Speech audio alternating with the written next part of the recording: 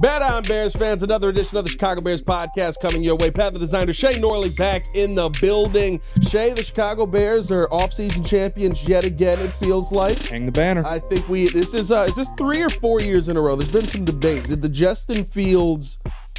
getting Justin Fields count as a championship? No, I think it's the last 3 seasons. Three in a row. Ryan Poles has won the offseason pretty much. Well, I mean, he did tank the first year. He tanked the first one. We knew what was going on. But every year since, he has won the offseason. Yeah, listen. Which is, hey, great. We've got banners hanging that mean absolutely nothing. And because of that, we're going to go through our award ceremony. Before we do that, I have a can I pose a question to the people in the comments? Let's do it. Who hate me. Yeah. But this is serious. There are more thumbs ups than there are comments. No, I get it. And I don't care. But I want to ask some of these people who hate me because I don't genuflect at the altar of the Chicago Bears as if they have accomplished anything. Genuinely, when it's like, Shea hates everything Ryan Poles does. Well, that's not true. You're not listening. But really, I'm asking, what has he done that has you so ready to run to his defense? That is my challenge. You want to hate me? I'm all good with it. Hate me. I don't care. But, tell me what he's done, what achievement he has, that you run to his defense the moment there's any criticism. I'd love to hear it. That's my question of the day. Yeah. If you're going to post, I'm tired of Shea, I won't listen when he's on, cool, good, please listen. But, tell me it does crack me up because they took the time to comment, so it counts as a listen. Tell me what achievement he has that you are so willing to defend. I want to know. That's all. I'm here for it. Let us know in the comments below. I think this offseason is maybe a little bit more of a bigger championship with a lot of the acquisitions. Of course, we got to wait to see how it all plays out. But we got to go through some of the offseason awards. And yes, we are going to do some offseason awards. And I have gone full on cheesy. Oh, it gets bad. But we do have to let you know the Chicago Bears podcast brought to you by the Advantage Dealer Group. Find your next Chevy, Toyota, or Acura and drive off in under 60 minutes, or they'll make your first car payment. Also brought to you by the Hard Rock Casino in northern Indiana, located 30 minutes from Soldier Field, I-80-94, exit 6. And brought to you by Mitch Lyons Wealth. Mitch Lyons Wealth, a former NFL player, and he is an expert in protecting your nest egg and optimizing your income. Go to MitchLyonsWealth.com. MitchLyonsWealth.com, your best game plan to protect, grow, and win retirement. All right, Shea, we're going to do some off-season awards here.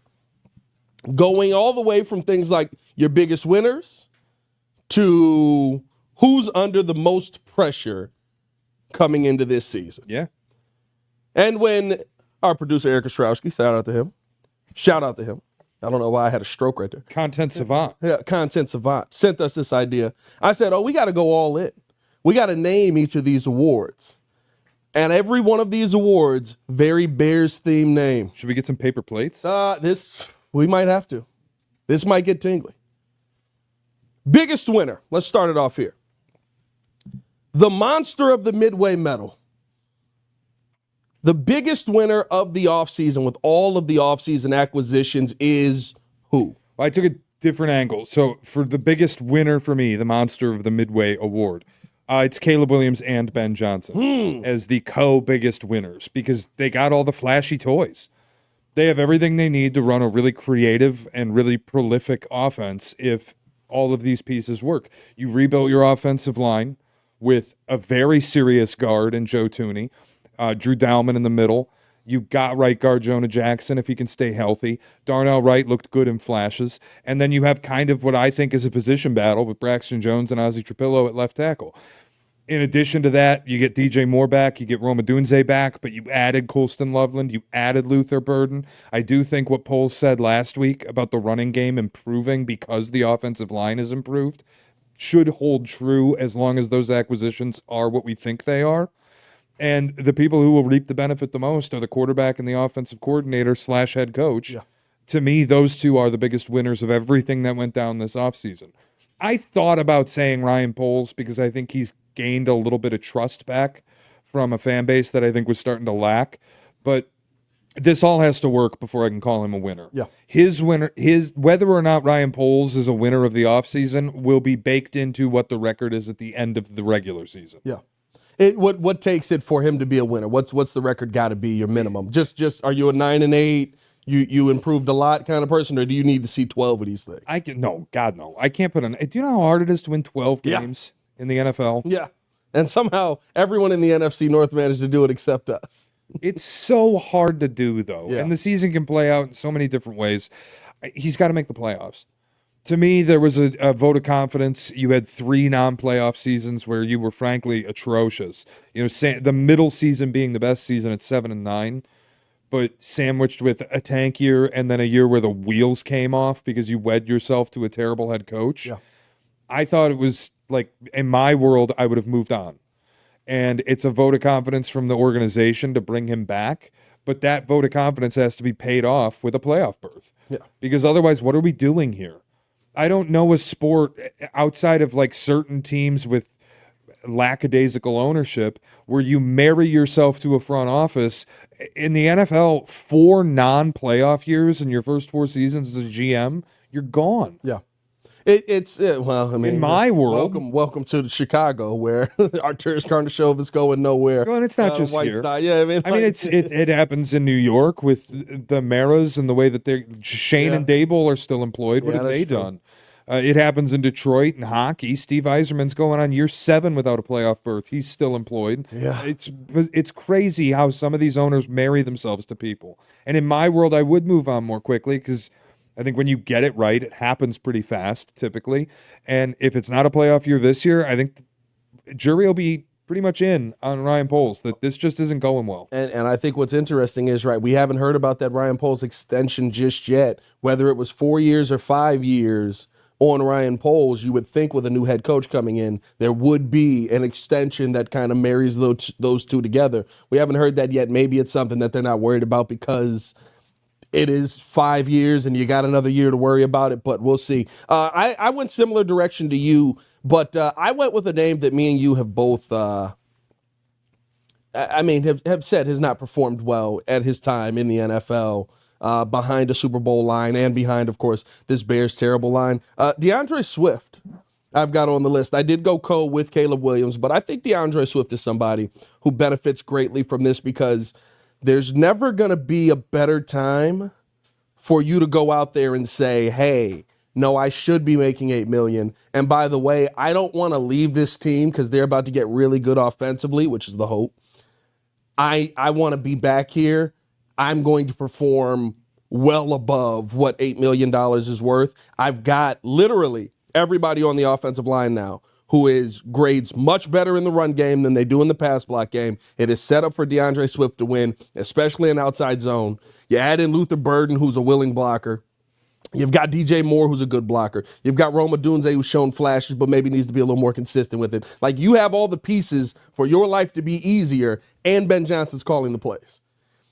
DeAndre Swift, I think, is a big winner this offseason, and he has the best chance to prove it in a draft where you didn't take a running back till the 7th round, and now in an offseason where your best options are J.K. Dobbins and Nick Chubb.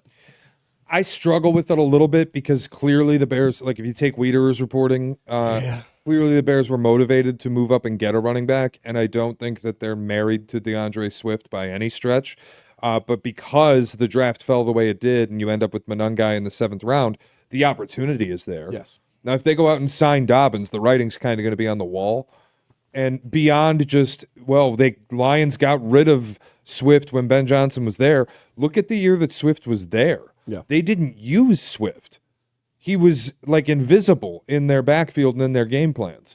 So I'm withholding judgment on it. He'll have the opportunity, certainly, with the way the roster looks right now.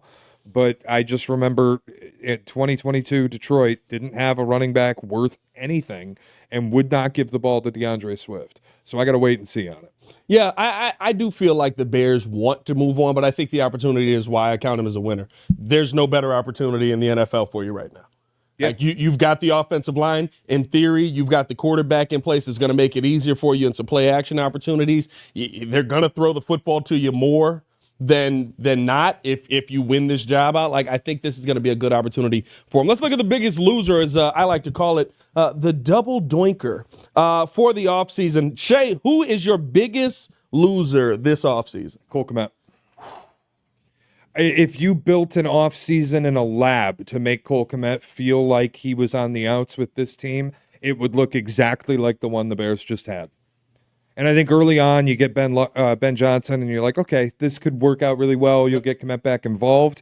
Then you go into the draft and you take a tight end with the 10th pick and you take a slot receiver with your first pick in the second round. A lot of weapons. And it just, where are the targets going to be for Cole Kmet? And I have to tell you, like, I know the 12 personnel thing. I think some people were putting most in the league. That's not true. The Lions use 12 personnel, the third most in the league, on about 38% of their snaps. Still a lot. But that's a lot. It's still a lot. But yeah, I get it's not that 80% number that some people were floating. It was 38% of their snaps in 12 personnel. And if Colston Loveland is tight end 1, this is, again, my world. I can't have tight end 2, who's a package player, making Cole Kmet money. I don't think they're going to move on from Cole Kmet this offseason, though I wouldn't totally rule it out. Oh, it's June 1, you could save $10 million. With a trade, yeah. But I do think this is probably a swan song in Chicago. Because, again, like the Lions weren't running 12 personnel with Sam Laporta and Travis Kelce. Right. They were running it with Sam Laporta and Brock Wright. Yeah. And Brock Wright made pennies on the dollar. He's a nobody player. He's a one-package player. And that was it. You really want your $50 million tight end being used the way Brock Wright was in Detroit? Here's the one thing that I will say, and I think it does speak to Cole Kmet sticking around on this team. If they had gone Tyler Warren, I'd be like, oh, you're moving on from Cole Kmet June 1. Like, guaranteed. Well, it's the Burden pick that made me Luther Burden is one where it does, now it seems like, okay, kind of what we talked about last year, right? Is the room a little too crowded here? Who's getting the targets? The one thing I'll say about it from the tight end position, though, is Colston Loveland, to me, could have a Trey McBride type of rookie year or I guess more of a, I say Trey McBride. What Trey McBride did last year in his rookie year, right? Ton of yards, doesn't really find the end zone a lot. Sure. I think if you get into goal line situations, depending on who you get at that running back position, but a lot of questions on Roschon, I think Cole Kmet is a goal line tight end who could come out of this season with like 438 receiving yards and 8 touchdowns. Where it's just throw it to the tall dude that knows how to box out because he played basketball. I don't see that as much with Colston Loveland. I see him as the route runner. I don't agree. You think he's, I mean, his contested catch rate is not great. Now, granted, it's basically like 1990s three-pointers. There were only 3 of them, kind of to choose from. Well, so he dropped a couple of them and then makes a big catch in this moment. They're not throwing the football nearly as much. But if you watch it on tape, he did play basketball all through high school. Yeah. He had a basketball background. He knows how to box out. He's a way better route runner than 100%. He's a better route runner. Coming in. Yeah.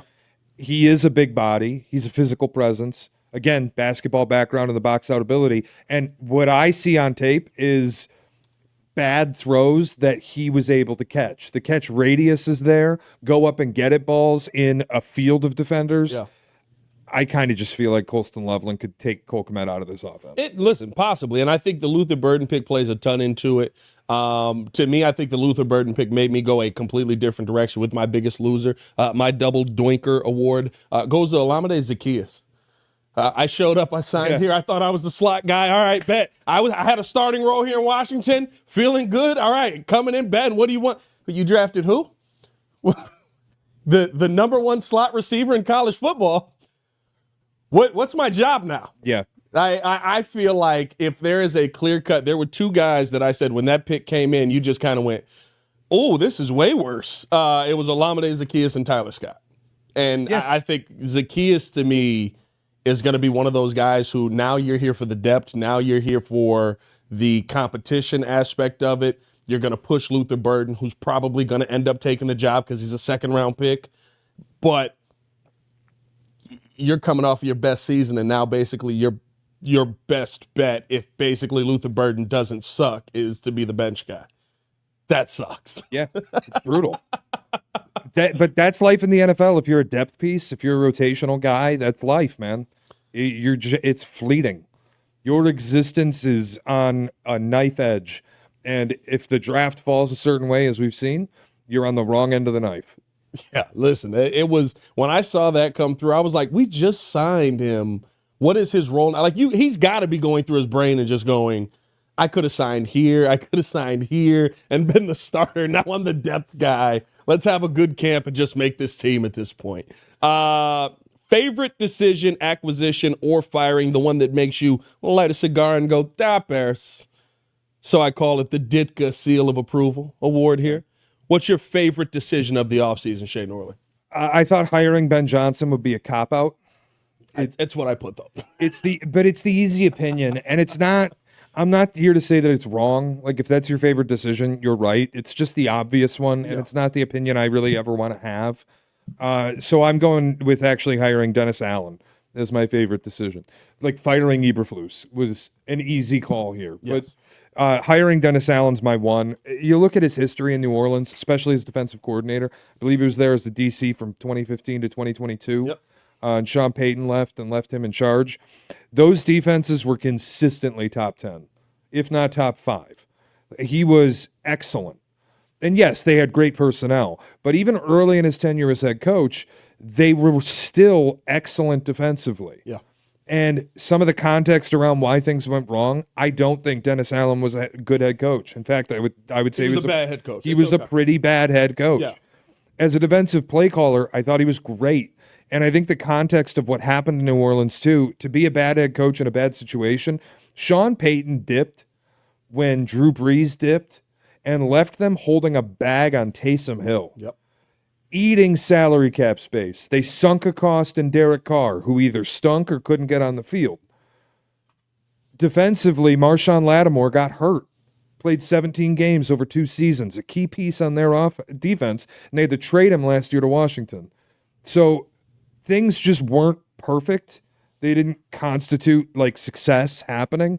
And I think Dennis Allen's got a bad rep right now from fans because of how bad things were in New Orleans. But there's a context around why it was that bad. And he also doesn't have those responsibilities anymore. Now he's just the head coach of the defense. And I think that's a good place to have him. Also, it proved this organization was willing to make serious moves. That is a multi-million-dollar defensive coordinator. It's an extremely serious hire. It puts a guy who has done the job in the room with a guy who hasn't. Ben Johnson, a new head coach, has an assistant on this staff that is a former head coach in the league and can help him through some of the tougher parts of this. I just think it's an invaluable hire. Yeah. I mean, listen, you're not wrong. To me, the Dennis Allen conversation is it's one of those things of you have a guy in the building who's been in the position that Ben Johnson is now in, but made all of the mistakes.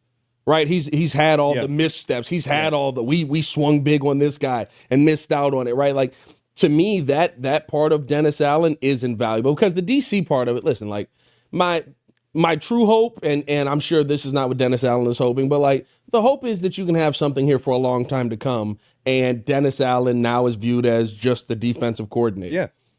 And he can be here for 10 years, and we can talk about how great his defenses were for 10 seasons, and he becomes Vic Fangio or Steve Spagnuolo, right? Like all of these guys who are the elite defensive coordinators in the league, 2 head coaching jobs, you would believe that probably is where people are kind of going to have him for a while. Not to say he'll never get another look. Well, he's also in his 60s. I mean, when you're at a certain age, like Josh McDaniels got multiple opportunities, but Josh McDaniels was young. And also, he's not getting a third. He was so bad, though. He was terrible. He was so bad. It's impressive he got a second opportunity for me. I've always been like, wow, like it really is just we got to try something. that was the shock. My biggest winner. I'll take the cheesy pick. Right, it's Ben Johnson, and to me, the favorite decision because you talk about the change. It starts with Ben Johnson. We knew how much Ben Johnson was going to cost, and that is why every Chicago Bears fan just about in the city was like, I would love Ben Johnson. But that but was because we didn't believe the Bears were ever going to pay the price it was going to cost to get Ben Johnson in the building. The same way you feel about Dennis Allen, I'm sure you feel about Ben Johnson too, is just the mindset of this team is completely different after going out and getting Ben Johnson. And it doesn't feel like it changed when we got to free agency. Doesn't feel like it changed when we got to the draft. Although There's a draft pick in there that does make this list, and it is tough. But yeah, you know where I'm going. But it's the Bears are not the Bears of last season, where we started the season. I'm sick of having running back talk, but I would much rather have running back talk than have, so we're going to sign a center, right? Because that was all last season. Where it was like, no, there's no way we're going into this season where Ryan Bates is your best option, right? Like, we're in a completely different spot with the organization. So I love it from that standpoint. Let's look at the flip side of this. The Trestman Tragedy Award there, Shea. The most hated decision, acquisition, or firing of the offseason. That move that gave you flashbacks of yesteryear. So it's tough because there's not really a move that I explicitly hate. Right. Like, nothing they did is something I'm like, that's terrible. Yeah. So I just went with something that left me scratching my head. And I've kind of demanded defensive line help all season. They addressed it a little bit with Shamar Turner. It was 62nd pick in the draft. We'll see how that works. I mean, he was injured his final year at A&M. Jury's out there. But I wanted edge help, or I wanted a defensive tackle, premium position in the draft. And I thought there was an opportunity in the second round with Scorton and Donovan Eziraku on the board for the Bears. They traded out of the 41st pick. Yep. They didn't address edge rusher, and obviously they were going running back, and it just felt like it feels so much that the mindset is different because they're spending big money on hiring staff. It feels like the mindset in the front office and the personnel department is very much the same, and it's all skill position guys. We need to address tight end, and then we need to address slot receiver. So by default, I think Luther Burden is the move I like the least, which is fascinating because he's one of the players I like the most. I love this guy. I think he's fantastic. 2 years ago at Mizzou, he was a machine. Yep. People thought he could win the Heisman in 2024. That didn't pan out. They had injuries at quarterback. Theo Weiss, Mizzou's outside receiver, really took off as a weapon. Kind of schemed Burden out coming from the slot position at times. And the quarterback problems, just they weren't able to get what they wanted to do going. And I like the player a lot. But when you talk about investing tight end and then slot receiver, and it leaves me wondering, where are targets for the tight end I paid $50 million to? Where are targets for the wide receiver I drafted 9th overall a year ago? Where are targets for the wide receiver I just gave a massive extension to a season ago? Why are we addressing this one position so highly while apparently ignoring an edge rusher opposite of Montez Sweat? That's when I love the player, but the process of doing it has left me scratching my head, and I can't square the circle. I get that. I mean, listen, when the Luther Burden pick came in, I was confused. Now, I do love the Ozzie Trapilo selection later on in the draft. I think you got good value with the trade back scenario that you did do. Ozzie Trapilo, Shamar Turner. Of course, you mentioned the injury there. The one thing that I'll say about the Luther Burden selection is it still feels like a pick to me that if Ben Johnson is this mad scientist, you make work. And is everybody happy? No. Right? There's going to be somebody who's going to be pissed they're not getting targets. We can pretend that there is or not. But I watched A.J. Brown be pissed all the way till winning a Super Bowl. And it was because, we're giving the ball to Saquon Barkley a lot. No, it sure the fuck wasn't because of that. I'm so tired of hearing that narrative. Like, A.J. Brown was pissed and they won a Super Bowl because they ran the ball so well. No, they won a Super Bowl because Patrick Mahomes couldn't get a fucking yard in the Super Bowl. Why? Zach Bond, Jalen Carter. Yeah. Like, their defensive line was loaded to bear. To the point that, Carolina's offering Milton Williams a bag in free agency. Yeah.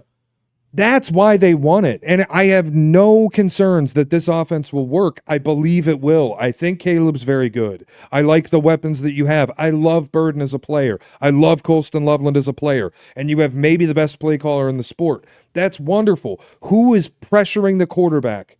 Because that's what won the Eagles the Super Bowl. Yeah. No, but I agree with you on that, but I think my pushback would be on the way there. And I agree with you, the trenches is where it's at.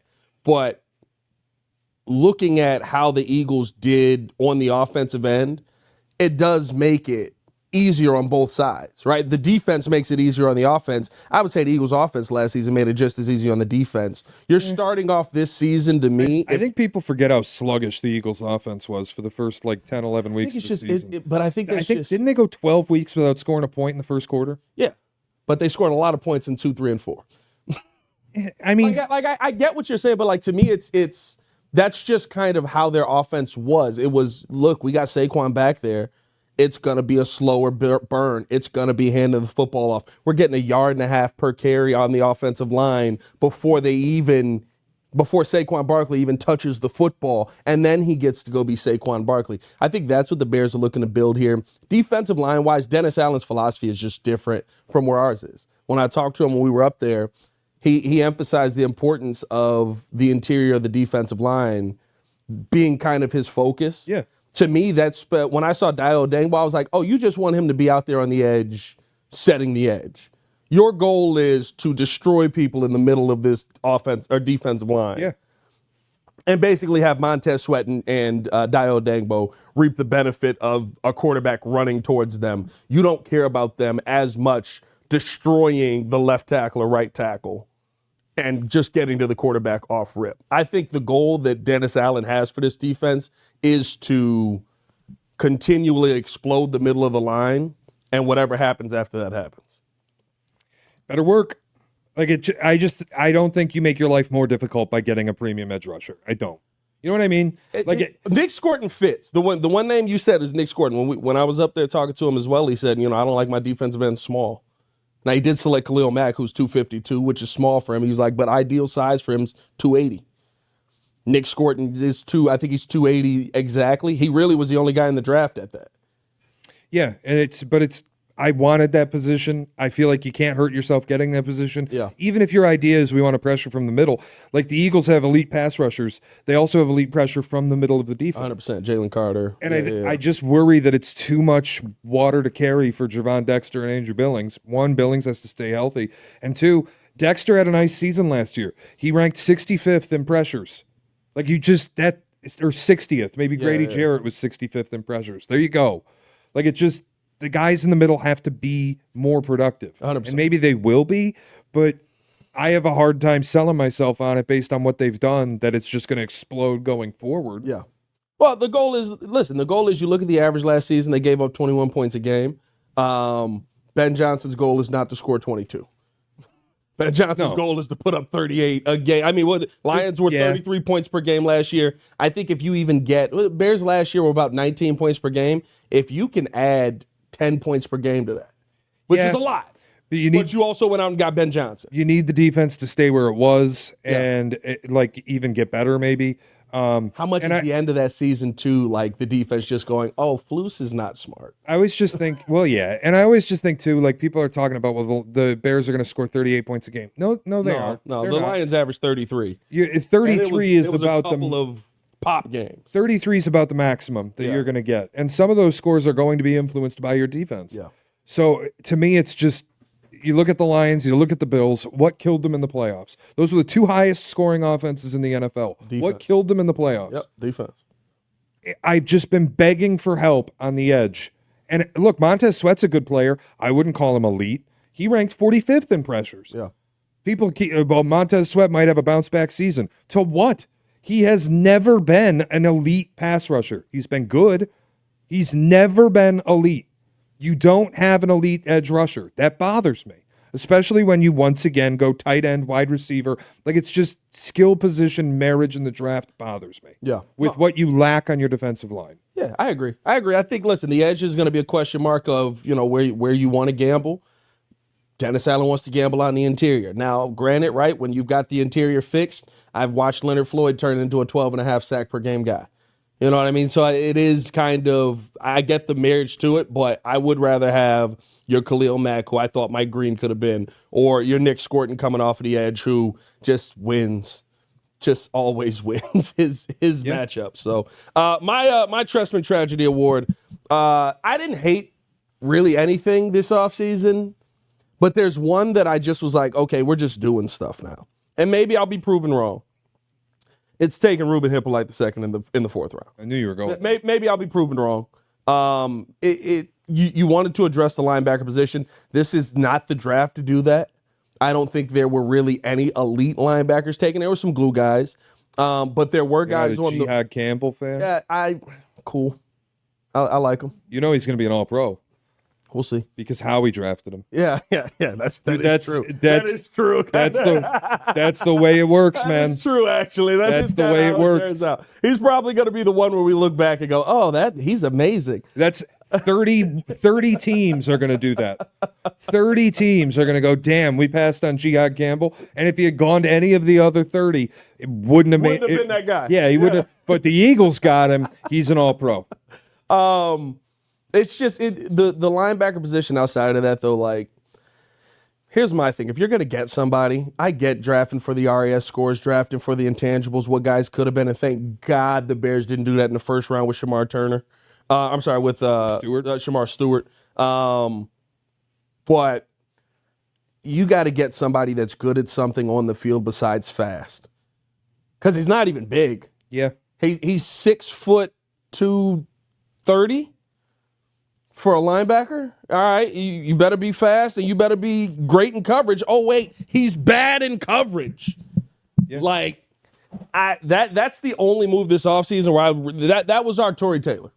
That was this year's Tory Taylor. Yeah, it's one of those where people are like, well, he would have been available in the 7th round. Are we sure about that? Like, I imagine because he ran a position best 40 time at his pro day, he would have gone off the board shortly after. I doubt the Bears reached anywhere close to as much as people are assuming they did. Yeah. But he was an unranked prospect, and it will be the same judgment as Tory Taylor, where if anybody behind that selection is successful, that's a bad pick.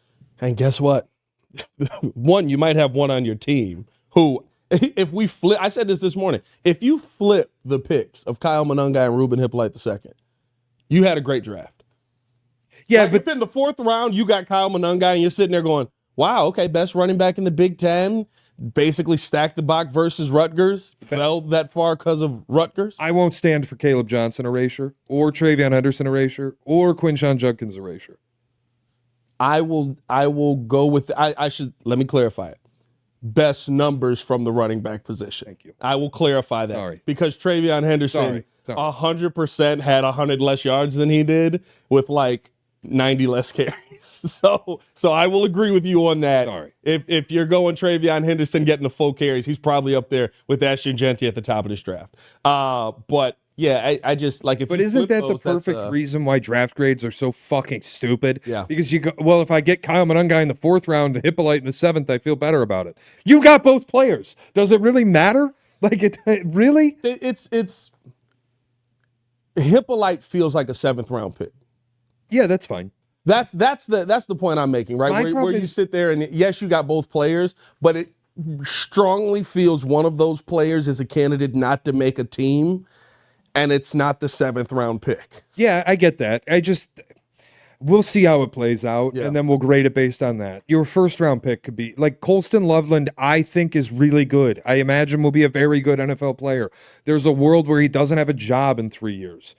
And if that happens, then you simply got the pick wrong. It doesn't matter if it was pick 10 or pick 110.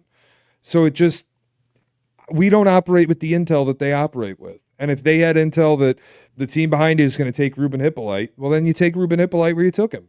And we can all go, he wasn't ranked on the mock drafts. Yeah, Mel Kiper also thought that Shedeur Sanders was going to go 2nd. So maybe the mock drafts don't know as much. Yeah.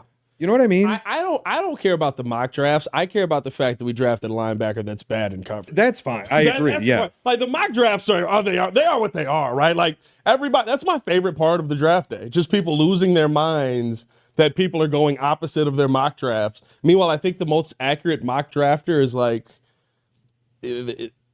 right? I don't even know what the paper's name is, but he hits it like an 85% rate. That's absurd. On the last 5 years in the mocks. So like it is what it is. That's one where we probably won't be caring about it if the Bears are winning. I think we should grade big boards, not mock drafts, because predicting positions is terrible. Give me 3 years down the road what your big board looks like against pro production, and then you can tell me about how you are at evaluating players. I like that. That's actually solid. That would cost a lot of jobs, though. I'm not gonna lie to you. We can't do that shit. That They're costs a lot of entertainers. jobs. What Kuiper did, I laugh because people are like, he should be fired because he's freaking out about Shedeur Sanders. He's picking the players. Do you know what he did? He had everybody talking about him. He was wildly entertaining. Yes. That is his job. Yes. His job is not to be right about the draft. His job is to entertain you while you watch it. Yeah, that is. Notice there's no insider after Kuiper. Analyst.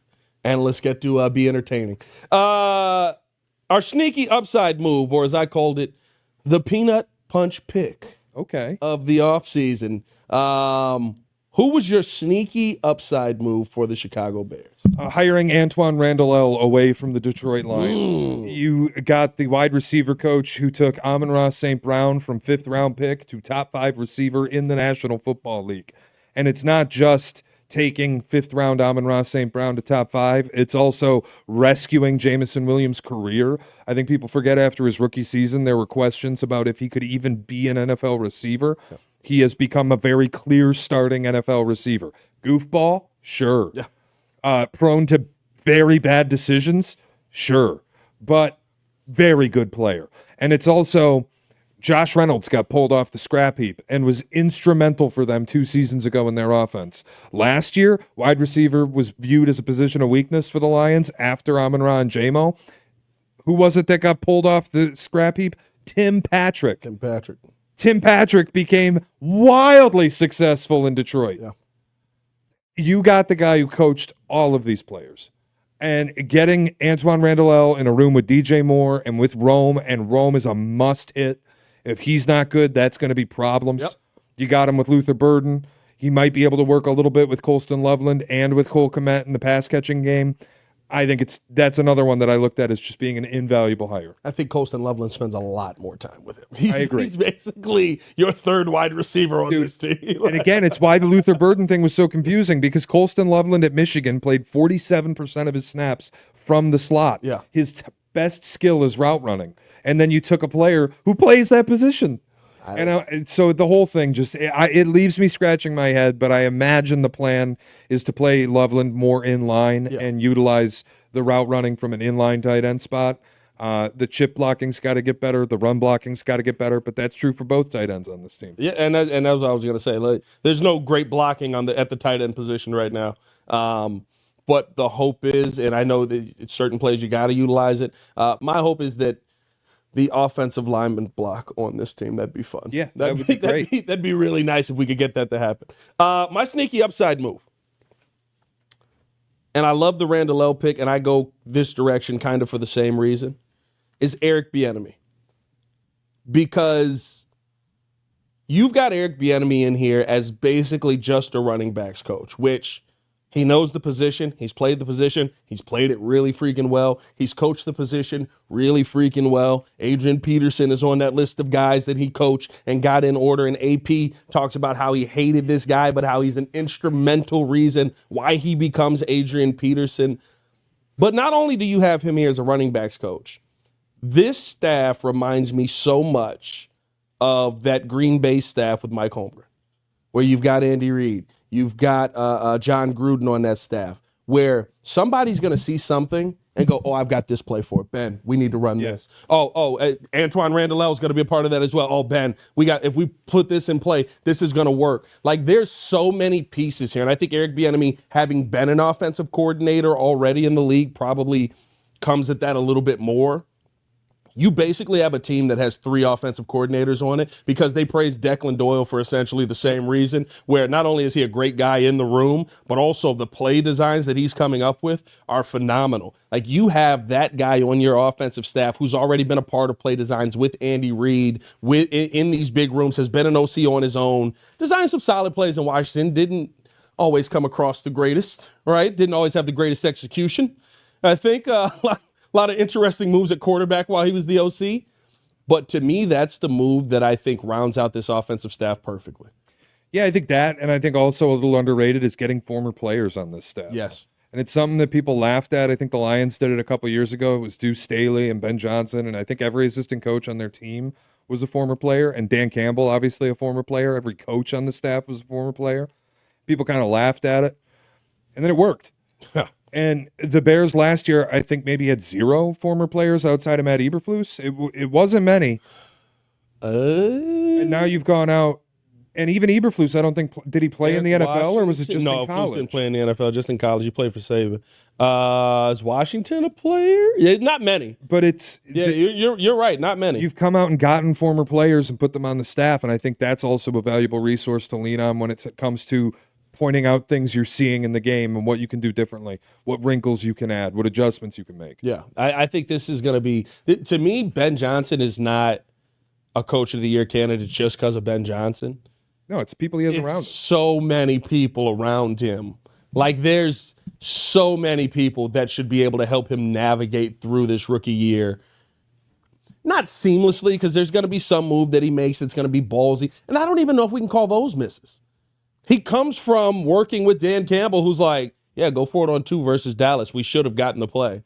Technically, we did score, and the ref called a phantom call, and then we went with our gut again, and it didn't work. Yeah.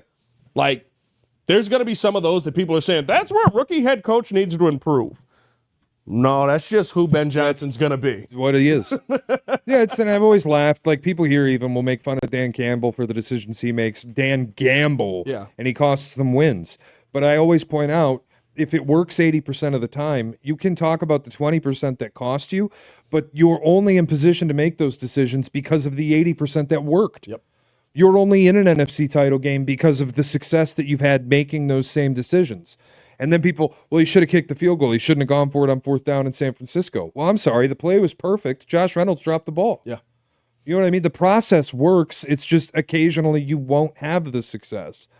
But you'll never be in position to make those decisions if you're not making them the whole time. And I think there will be consistency at least. That's the part I try to judge, coaches off of is, are you actually putting your players in the position to make successful plays? Right. And did they F it up?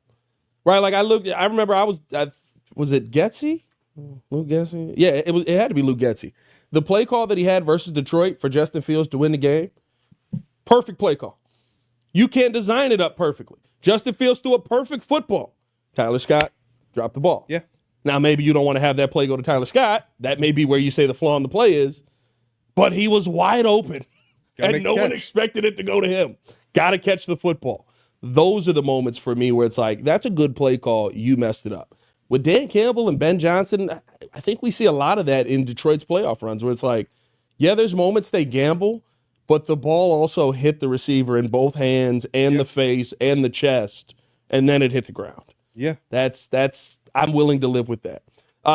Speaking of the head coach coming in here and some of the people who are under pressure on this team, I've got the Halas Hot Seat Award. Who's walking in day one, Shea Norling, with the culmination of the offseason?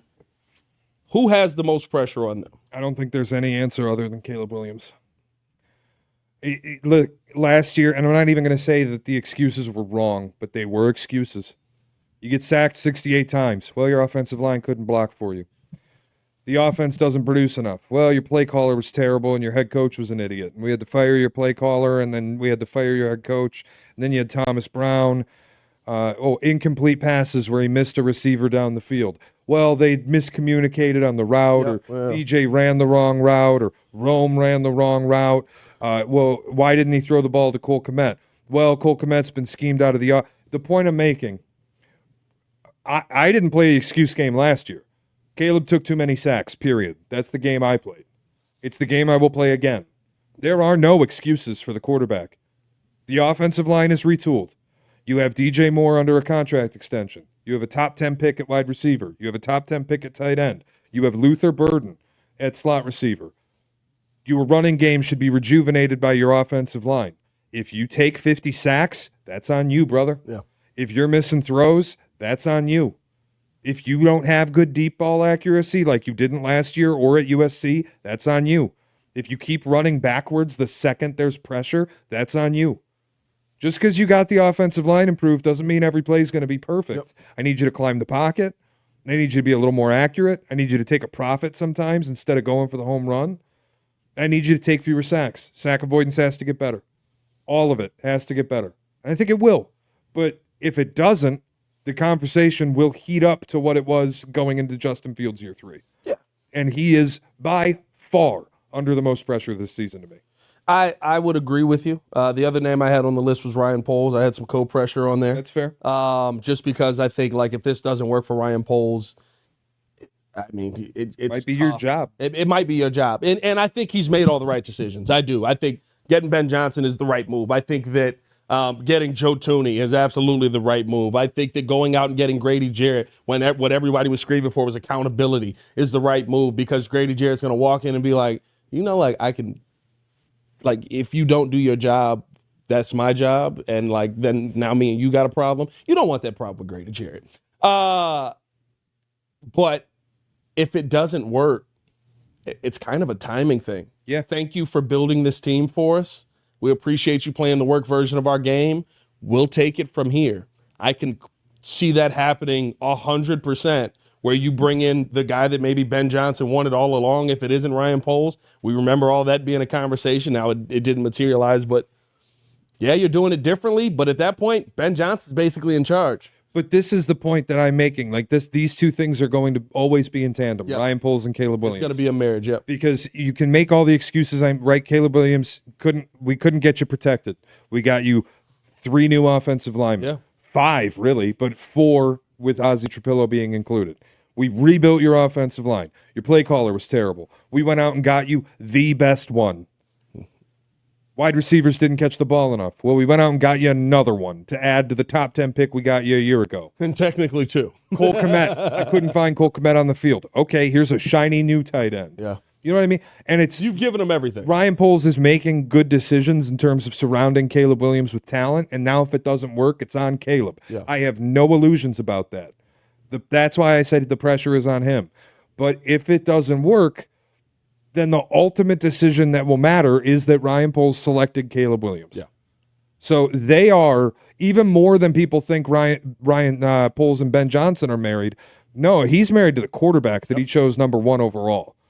If that doesn't work, that is what will decide Ryan Poles' fate in this league. Especially in the bubble of the offensive rookie of the year last year went number 2. Yep. And they did everything you didn't do. And by the way, if you look at the rate stats and the sack rate and all that fun stuff, the guy who went number 3 was a little better with a whole lot worse. So it just...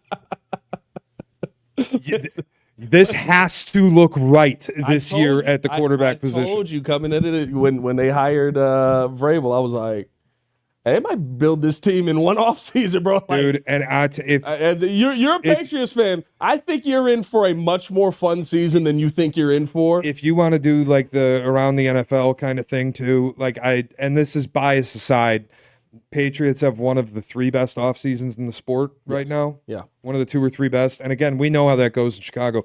You can't hang banners for winning off seasons, but drafting Will Campbell, getting Stephon Diggs, supplying Drake May with talent. It is scary, but I get it. Yeah. But you get a veteran receiver, you pair him with your quarterback. Yeah. No, it feels like Travion Henderson's a good pick, especially with a retooled offensive line. It feels like they're a team that is really starting to cook with gas, and they had a ton of assets and a ton of money. They've done the right things with it. We feel like the Bears are in that spot, but it's going to hinge on Caleb showing us a lot more than he did a year ago. Yeah. And listen, the one thing I will say is that the accuracy rates for Caleb Williams go through the roof when you see him actually have time to throw the football, time to plant and stuff like that. I think there was a lot with the play caller last year that does cause confusion, especially the stuff we find out at the end of the season where basically – I don't know if this is true or not, but they just stopped kind of watching tape together by the end. Yep. Well, and Ben Johnson's also not going to ask Caleb to lead the league in deep ball attempts. Yeah. Yeah, there is that with a terrible offensive line there. Which is another thing I always laugh at because Caleb's bad at deep ball accuracy. It's true. He wasn't good throwing deep balls at USC. That's a fact. That's not me being mean. I'm giving you a fact. Yeah. He wasn't good at it. He wasn't good at it last year. But the reality is, if you're looking for deep ball efficiency, nobody is good at it. It's incredibly hard to complete deep ball passes in the NFL. Yeah. And when you ask a guy to throw a billion of them, the efficiency is going to be bad because deep ball efficiency is bad. Yeah.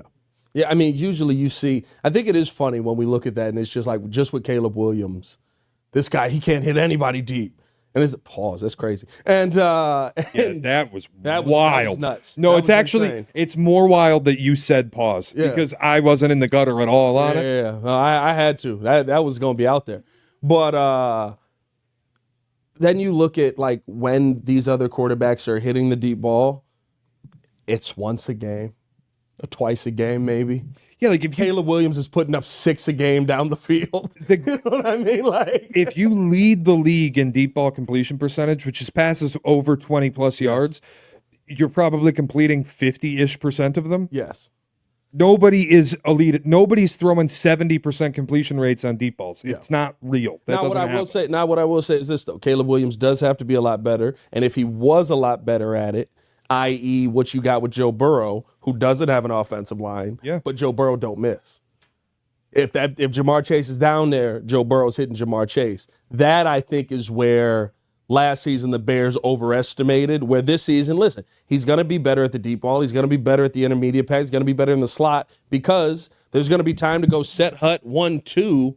Look at the field, throw. Or I should say, that is the hope with all that you've done on the offensive line. And he's actually pretty good throwing over the middle of the field. Yes. I think the short and intermediate stuff's pretty good. Ridiculously good throwing over the middle of the field last year. It's just the deep ball misses, especially to the sideline, weren't close. Yeah. And I think I'll say this, and we can finish out on this. To me, what Caleb Williams is at this year that's going to be different from last year, and Ryan Poles said it when he was on with Cap and J Hood, is the Bears are not going to be reactive. And I think that the Bears last season were reactive. They weren't the aggressor. Caleb Williams threw that pick to Cole Kmet in Houston, and they never attempted that pass again until Matt Eberflus was fired. The week he was fired, Caleb Williams throws that pass to Roma Dunze. And it's like, I learned from don't underthrow the ball on that. Give it a one-on-one chance. Roma Dunze 2 feet in makes an amazing catch. Even the tip ball interception in Indy, where it was off Rome's hands in double coverage, they stopped doing that. You never attempted that pass again for that whole run of, which is cool, right? The most passes without an interception or whatever it was. It's cool, but then you break it down and it's like, but there weren't a lot of 50-50 balls. Well, that's the thing. People cite the interception rate, which is fantastic. It's great. I don't want my quarterback turning the ball over. He only threw 6 interceptions. That's wonderful. He also, they coached any and all risk out of his game. Yeah. And risk is where he shined a lot, making the impossible second half of or I shouldn't even say second half, last 6 games Thomas Brown got, I think. Thomas Brown was like, let it rip. We're losing. So let it rip. Take your chances. And I think Ben Johnson will do more of that. Cut it loose and trust that you can make these throws. And like you've talked about the 200 thing that Matt Eberflus talked about. For Justin. Oh my God. The 2 touchdowns, no turnovers. Got it every game. He got it every single game. But then in the second half, you're up 31 to 31-13. And you just said, okay, we're not throwing any more passes. But like the way Andrew Luck was coached versus the way Caleb Williams was coached, where Andrew Luck in Indy, and I use him because he was another number 1 pick, a generational prospect. They said, throw the ball, man. We'll live with 20 interceptions if you get us 40 touchdowns. We're good to go. You have to be able to be willing to put the ball at risk at times. There has to be right times to do it. And they completely coached that out of him. Yeah. And I need him to be back to like, I trust my arm. I can fire this into a little window. Yeah. I can get this to my guy. I can ask my receiver to go make a play instead of being fearful that the ball might get picked off. And I think what you saw was when they finally started letting Caleb do that at the end of the season, when Thomas Brown started letting him do a little bit more of that, Caleb Williams was more willing to stand in there and take those sacks. Yeah. Because he's like, I can get this ball out while getting hit and get it in there to a window to DJ Moore that nobody should be able to hit. And you saw him be more confident in his game. You're going to get more out of Caleb Williams in general just with Ben Johnson, but I think letting Caleb be aggressive and not being like, well, we're just going to finish this game out by defense and running the football. Well, you can't run the ball, so that's a problem. And also, you're bad in rush and cover. Yep. So we can't stop anybody either. It's just reminding your quarterback instead of like only throw to the open guy, only throw when there's – nobody's open in the NFL. Open in the NFL is you have a yard. Cole Kmet was kind of open. Yeah, at times. Cole Kmet was a lot open. Like last year, I left last season, and especially with the Colson Loveland pick going, is there a beef there, But you or know is what I'm there like saying. you didn't want to throw it there for some reason? And that's part of why I thought he was schemed out of the offense, Yeah. because he's open, but he's clearly not involved in the play. Yeah. That's a different thing. Yeah. When you're the guy in the play, you're almost never open. You're open by a yard and a half, and it's the smallest window, and it closes in a second.